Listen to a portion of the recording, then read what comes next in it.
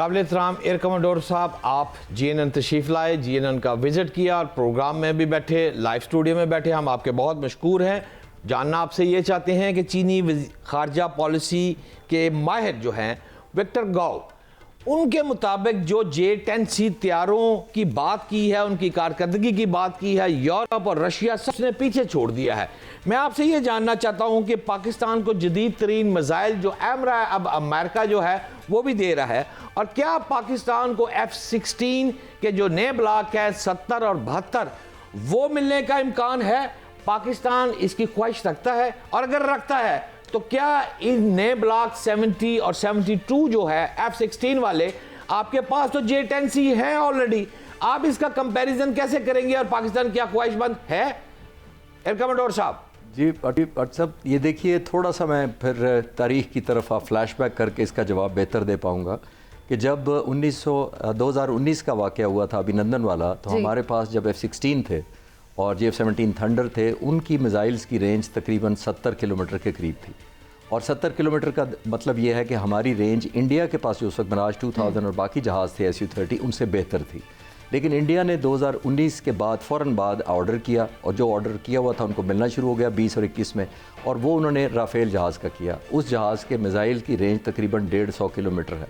150 kilometre जब उनकी range हो गई तो हम एक जिसको कहते हैं डेफिसिट में चले गए, ऑलमोस्ट हाफ द डिस्टेंस, जिसका मतलब अगर हमारे मिसाइल की रेंज 70 है तो उनकी 150 से ज़्यादा है, तो हमारा एक डिसएडवांटेजेस हो गया। खुदा न खास्ता अगर उन दिनों में जंग होती तो इंडिया को बहुत बड़ा एडवांटेज होता। इसी वजह से मौजूदा air chief marshal Zaheer Ahmed Babar Sidhu जो पाक फ़िज़ाए के अब सरबराह हैं, इन्होंने 2021 मार्च में कमान संभालते ही सबसे पहले ये गैप फिल करने का सोचा, इंटेलिजेंस के जरिए। एग्जैक्टली।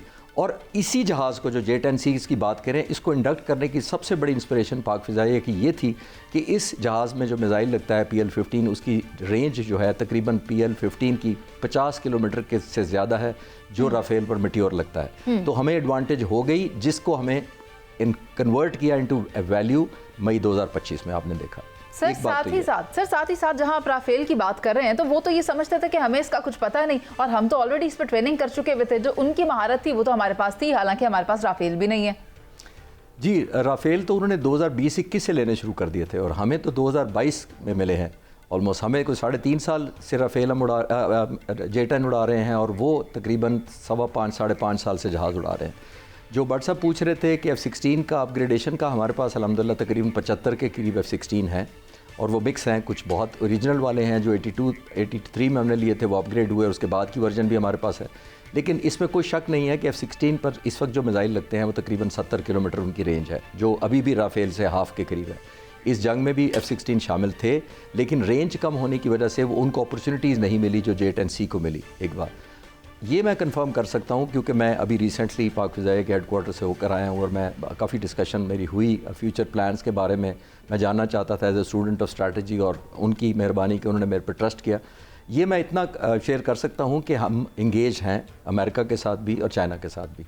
अभी हम इंगेज किस वजह से हैं? वो इसलिए कि हम फ्यूचरिस्टिक वॉर लड़ना चाहते हैं, फ्यूचरिस्टिक अपनी कैपेबिलिटी बिल्ड करना चाहते हैं, जैसे J-10C की हमने की थी। इस वक्त हम दोनों मुल्कों से जो बेस्ट ऑफ बेस्ट हमारा वैक्यूम होगा, गैप होगा टेक्नोलॉजी का, हम वो लेंगे, जिसमें डेफिनेटली हमारी ख्वाहिश है कि AMRAAM जो लॉन्ग रेंज है मिसाइल, वो हमें मिले, क्योंकि F-16 की ज़ाहिर है कैपेबिलिटी बहुत है। ये लेजेंड एयरक्राफ्ट है, हमारे 43 सालों से ऑलमोस्ट इसने सर्विस दिया हमें, तो ये बहुत ज़बरदस्त जहाज़ है। हमारे पायलट्स बहुत सीजनड है इस पर, इसमें कोई शक नहीं है। और अगर इस पर मिसाइल और अच्छे लग जाएँ जो लेटेस्ट टेक्नोलॉजी के हैं, तकरीबन 125 के करीब किलोमीटर रेंज है उनकी, अगर वो लग जाएँ तो ये और ज़्यादा लीथल हो जाए। खालिद साहब, भट्ट साहब भी बड़ी कीन ऑब्जर्वेशन के साथ आजकल जो मिसाइल टेक्नोलॉजी है और ये जो आर्टिलरी है, मिलिट्री माइट है, इसको स्टडी करते हैं, और हमारे साथ जब इन्फॉर्मेशन शेयर करते हैं तो हम भी दंग रह जाते हैं। ऐसे में आपको क्या लगता है, ये जो मुआहिदा भारत और अमेरिका के दरमियान हुआ है, दिफाई मुआहिदा, तो क्या ये कोई खौफ था कि चाइना पाकिस्तान के साथ है तो इसलिए अमेरिका ने भारत का साथ देने का सोचा है? आपको क्या लगता है? मरीज़े थ्रू आउट जब हम सेलिब्रेट कर रहे थे अपनी विक्ट्री को, और फिर बाद में जो अमेरिका ने हमें सपोर्ट किया, और हमें लगता था कि अमेरिका हमारी तरफ टिल्ट हो गया, और ख़ास तौर पर प्रेसिडेंट अमेरिका की जो आशीर्वाद रही और वो जिस तरह नाराज़ नज़र आते थे इंडियन प्राइम मिनिस्टर के साथ, मेरे लिए वो हैरान कुन था। मैं खुश ज़रूर था, लेकिन हैरान कुन था। विद अ कॉन्शियस मूव मैं उसको देख रहा था, क्योंकि दुनिया में जो मैंने पढ़ा और पढ़ाया है, देखिए कोई भी दो मुल्क जब आपस में कन्वर्ज करते हैं तो वो अपनी नेशनल इंटरेस्ट की वजह से कन्वर्टते हैं।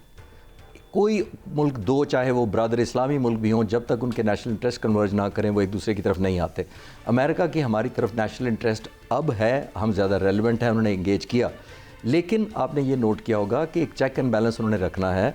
पाकिस्तान की जो क्लोज कोलैबोरेशन चाइना के साथ है, इंडिया को वो प्रेशराइज़ करने के लिए ज़रूर कहते रहे हैं कि 7 ब्यूटीफुल ब्रांड न्यू एयरक्राफ्ट ताकि प्रेशर बिल्ड हो, लेकिन आपने देखा उसके साथ उन्होंने डिफेंस एग्रीमेंट कर लिया। डिफेंस एग्रीमेंट का मतलब ये नहीं है कि ये हमारे खिलाफ है।